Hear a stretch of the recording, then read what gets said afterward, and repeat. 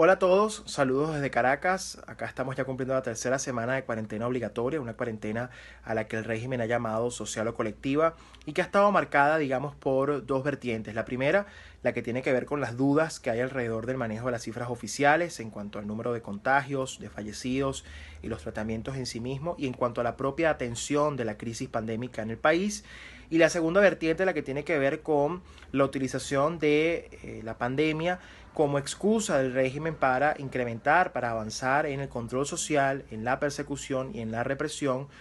creando por supuesto muchísima más incertidumbre en la gente. Y además partiendo del hecho de que este es un régimen que tiene como aliado al régimen comunista chino, que ya vimos lo que es capaz de hacer, de mentir con las propias cifras oficiales en cuanto al manejo de la situación. Porque además partimos del hecho de que el comunismo siempre miente, y esta no es la excepción. Un régimen como este nunca va a decir la verdad, sino que va a utilizar la mentira para intentar, digamos, ocultar toda esta crisis que genera. Sobre todo en un país como Venezuela, donde padecemos, anterior al COVID-19, un virus que es mucho más letal, mucho más peligroso, como lo es el socialismo y el chavismo, que se encargó en 20 años de destruir todo el sistema de salud, de destruir la economía, de destruir las instituciones, y han dejado pues prácticamente a una población ya de por sí vulnerable en cualquier contexto de pandemia, pues mucho más vulnerable, precisamente porque no tenemos a dónde acudir y ni cómo poder obviamente salvaguardar nuestras vidas frente a un sistema de salud que hoy está absolutamente colapsado. Y es por eso que la gente que entiende que el régimen siempre miente y que entiende que el régimen no va a decir la verdad sobre lo que está pasando,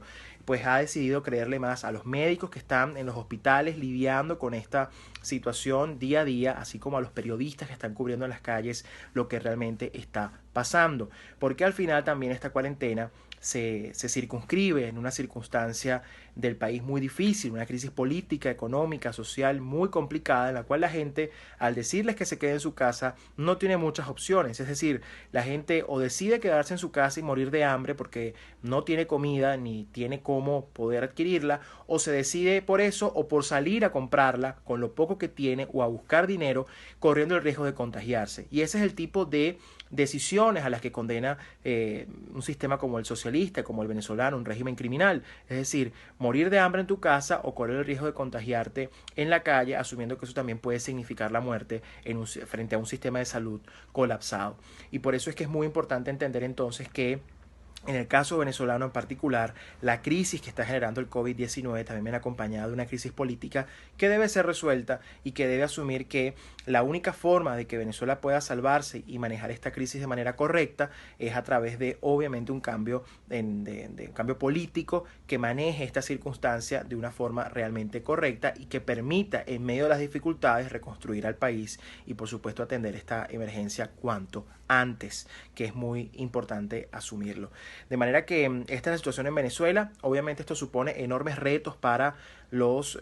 liberales del mundo, en particular en Venezuela los liberales que además luchamos por la libertad, no solamente como ideal y como modo de vida, sino también como urgencia en cuanto al hecho de liberar a Venezuela, pero también para los liberales del mundo entero, y cómo esta crisis representa un desafío y a la vez una oportunidad para reducir el tamaño del Estado, para que el Estado solo se ocupe de aquello que tiene que atender, para que el sector privado, los mercados, la economía de mercado florezca y pueda estar en su mejor momento, y que además asumamos que es con la solidaridad privada, con la solidaridad que nos generan los mercados y con el sector privado, con todos los incentivos para producir y generar bienestar, pues efectivamente nuestras sociedades van a poder superar esto con mucha más